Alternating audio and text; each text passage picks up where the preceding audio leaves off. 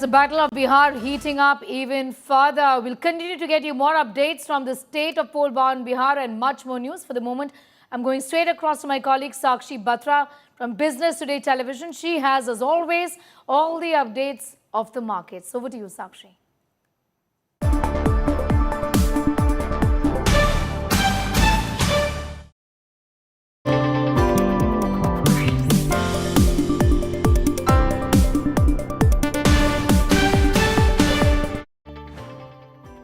Hello and good afternoon and welcome to the Market Closing Show. This is our brand new collab show between Business Today and India Today Television. It's 3 p.m.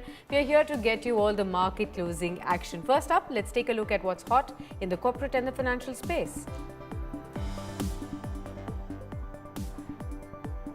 After 2 days of losses, markets recover from the day's lows. Sensex flat near 83,350. The Nifty is up by 20 points at 25,500. Metals lead the gains while PSU banks and financial stocks buzz after Finance Minister hints at possible PSU banks merger. Also, Nifty still 200 points lower this week.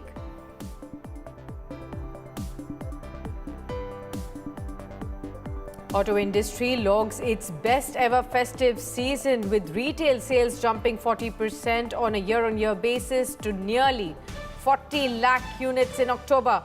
Festive demand, GST 2.0 rollout and rural recovery powered the surge, led by two-wheelers that are up 52% while passenger vehicle sales rose 11%.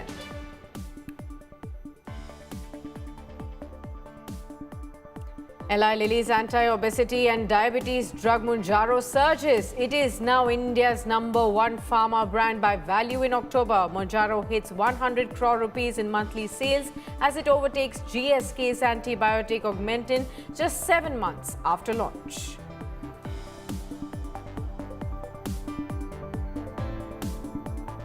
The IPO action heats up on Dalal Street. Pine Labs 3,900 crore rupees IPO opens for subscription with a price band of 210 to 221 rupees per share and is subscribed about 12% so far on day one. Meanwhile, Grow's 6,600 crore rupees IPO, still open on its final day, is subscribed nearly 10 times.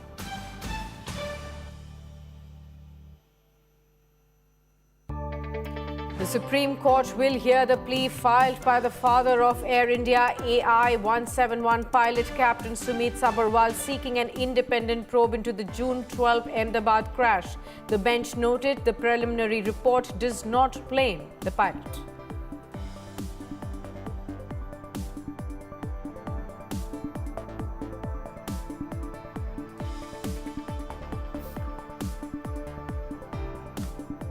Let's straight away look at how the stock markets are trading at the last half an hour in trade. Well, we are better off than what we had started off the day with.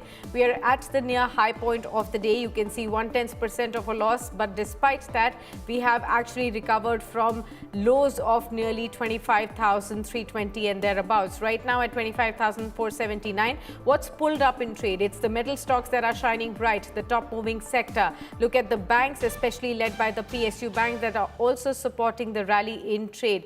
Also, financial services, autos have also driven the sentiment up. We're also looking at the mid and the small caps as the stocks have also recovered from the day's low. What continues to be under pressure? IT stocks, pharma stocks, FMCG, real estate, infrastructure stocks. These are the sectors that have actually continued to reel under some pressure. On the Nifty, what are the top gainers as we inch closer to the end of the session and this trading week? Shriram Finance, 3.5% up in trade. Top mover, Adani Enterprises, Bajaj Finance, Tata Steel, M&M as all the stocks that are up and about in trade.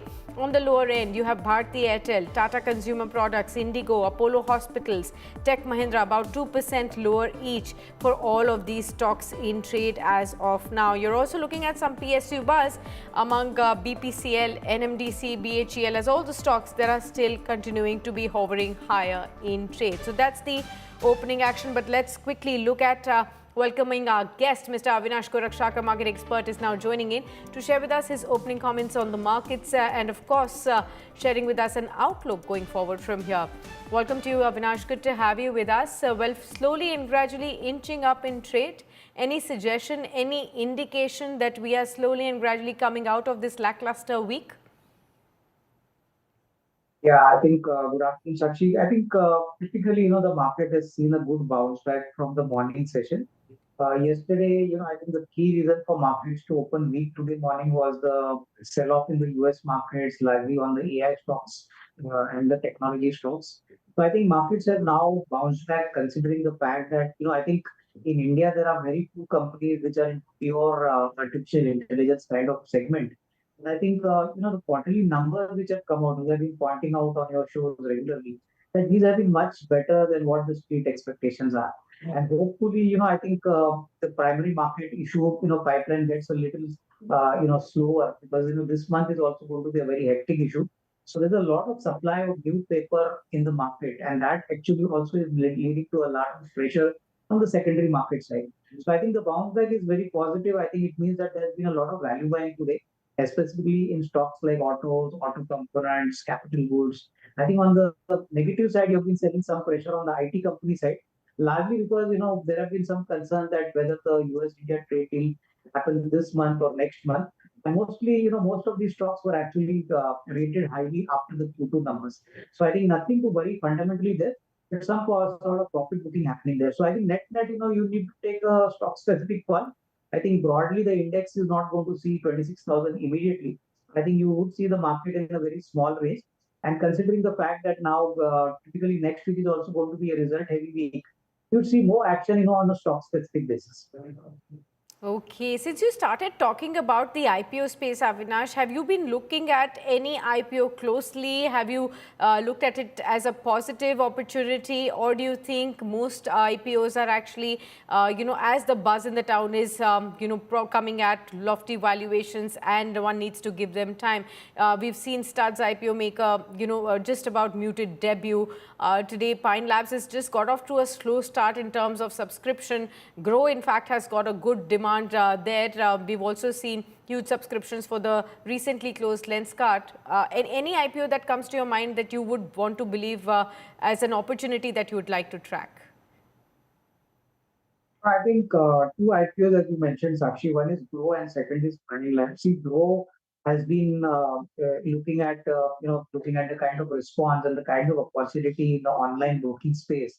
The management here clearly does not want to remain only a broker. They want to get into wealth management and entire, tap the financial services space. So this will be an interesting bet.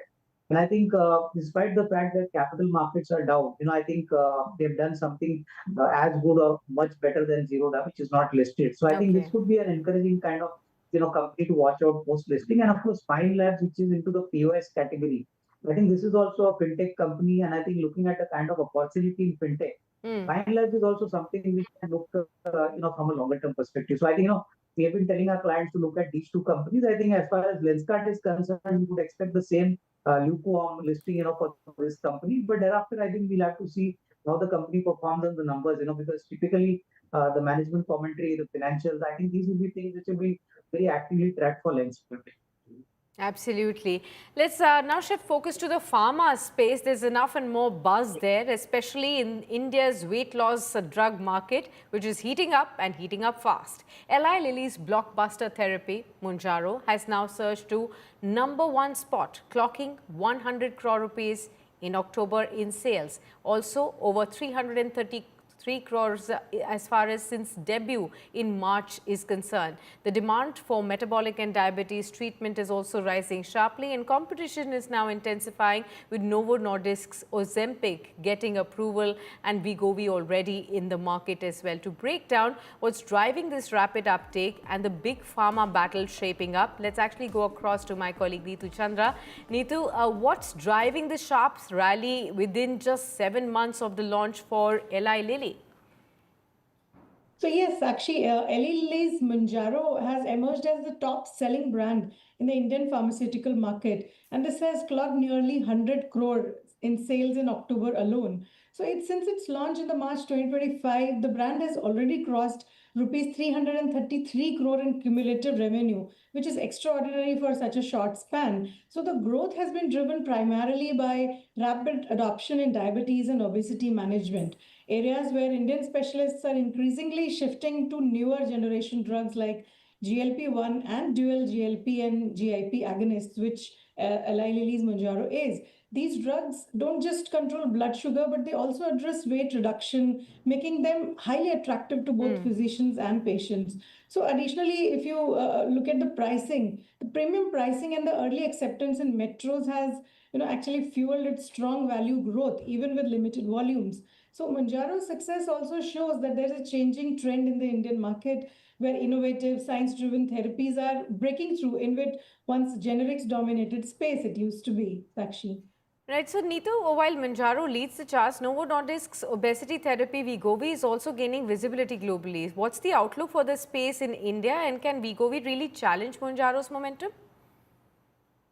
Yeah, now that's the key question. While the pharma track data confirms Mounjaro's dominance in India, the next competitive phase will be defined by Novo Nordisk Wegovy, which is semaglutide, which has reshaped obesity care worldwide. So Wegovy targets the same patient group as Mounjaro, those struggling with diabetes and obesity, but with a different molecular pathway and strong global outcomes data, which it is backed by a better data. But in India, Wegovy's entry has been slower, mainly due to supply constraints and its import-linked pricing. But awareness among specialists and urban consumers is growing rapidly. It's very fast.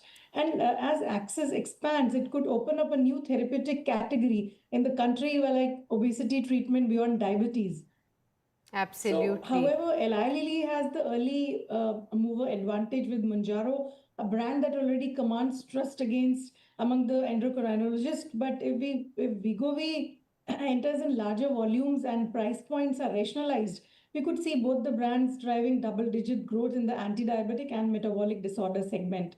So this is one of the fastest growing therapy areas in Indian pharmaceutical market today. And that becomes very important for the obese population, which is increasing in a country like India. That is there, Sakshi. Absolutely. Thanks a lot for that, Neetu. On that front, we will continue to watch out for how the competition is intensifying there. Remember, viewers, we are also going to be focusing on the earnings front as far as pharma companies are concerned. Pharma company Lupin has reported stellar performance this quarter. The company's net profit has jumped 73% year on year to now 1,478 crore rupees. This is largely driven by the strong growth in US market and higher sales in complex respiratory products as well. Revenues have also jumped by 24%. Reflecting steady traction across geographies. In fact, the management now remains optimistic about the coming quarters, backed by its robust product pipeline and focus on high-value therapies as well. Earlier, Neetu Chandra also spoke to Ramesh S., Executive Director and Global CFO, on the outlook for FY26. Let's listen into what he had to say. When you speak about the US business, what has changed for Lupin in this particular market? Because numbers are showing really great. No, I think it's just a progression of the last several quarters, so to speak. We have been the last several quarters we've been focusing on delivering on the respiratory portfolio and pretty complex products. So essentially we began with albuterol, then followed up with Spiriva. We also had the last few quarters, in fact, products like Mirabegron, and this particular quarter ramping up of tolvaptan. So it's clearly because of our focus on, in fact, delivering big hitters which bring in value. That's actually contributed tremendously to the ramp up of the sales in America. So when we look at the India market, there's been a modest growth. So what is holding back the domestic business, and what's your strategy to revive momentum in this particular market? I wouldn't call it actually modest growth, because I think it's about the industry figure, so to speak. The industry is about 7.2 odd, and we have been doing about 8.8. So clearly, it's about much about the industry. It's on the back of, in fact, a five-pronged strategy, if I may. The first is, of course, more feet on the ground, accompanied by, in fact, productivity gains as well. Second is having, in fact, a robust portfolio of products, part of it which is in license, but a chunk which is actually brought in from our own stable. Case in point is, in fact, the triple drug combination that we brought in a LABA-LAMA ICDS combination. The fourth is looking at judicious, M&As from time to time. So all of this have contributed, and of course, accompanied by sophistication in terms of a technology pack. So it's clearly, a patient-centric approach that we have followed in India, which has actually helped in growing the business over the last several years. And clearly, that's going to be the focus for the years to come as well. I would like to ask you, what is the outlook of the company in the next quarters and coming years? And are you also looking for expansion in portfolio? Clearly, we are pretty bullish about the future with the kind of products that you're building up. The focus on delivering value through respiratory portfolio, complex injectables, the biosimilars, and the like, apart from specialty. I'm not sure what you mean by saying diversifying our therapy focus. Clearly, specialty is of interest to us. So we just got into ophthalmology through a buy in Europe, and clearly we would be looking at supplementing that through further acquisitions. All right, let's go across to our guest now, Avinash, who's with us. Avinash, how have you assessed the entire pharma story thus far? On the one hand, the earnings are coming in for some of these large cap companies. How are they panning out? Of course, apart from this, the entire buzz around growing sales of the anti-obesity drugs, keeping all these foreign-owned companies in the limelight. There are so many Indian-owned companies that are dealing with distribution as far as these anti-obesity drugs as well are concerned. So are they also reaping the benefits there? How are you looking at the entire sector? I think, Sakshi, if you look at the numbers from Lupin, I think one major trigger point has been the strong growth in the US market and other emerging markets. And I think, if you look at the EBITDA margins and the kind of commentary given by the Lupin management, it very clearly indicates that the second half is equally going to be better or significantly, stronger in terms of both top line as well as profits. And I think this is definitely a good sign because after a very long period, pharma companies operate in a very strict regulatory environment. So this is definitely a good sign. Other companies which should do well are typically companies like Sun Pharma or typically even Dr. Reddy's, because our sense is that the US market now presents a big opportunity. And despite the tariff threat, fortunately, this sector has not been touched by the US government. But my sense is typically, the US market is slowly recovering. It is giving chances to most of the Indian well-established pharma companies to scale up their operations. So I think for investors, one should definitely use this opportunity to accumulate, these kind of large cap companies. Our sense is that you will probably see a very strong FY26 via the second half number. And 27 should also be good because several companies are now in the process of launching new drugs and molecules, and which I think should obviously materialize in the coming 12 to 15 months. So I think net structurally, we are very positive here. Okay, got that. So from the pharma story, we are actually moving forward and trying to understand what's happening on the aviation space. Remember, this morning we started to tell you in our breaking coverage that chaos is continuing at Delhi's Indira Gandhi International Airport after major technical snag crippled ATC, that's the air traffic control system, disrupting flight operations and impacting over 300 flights now.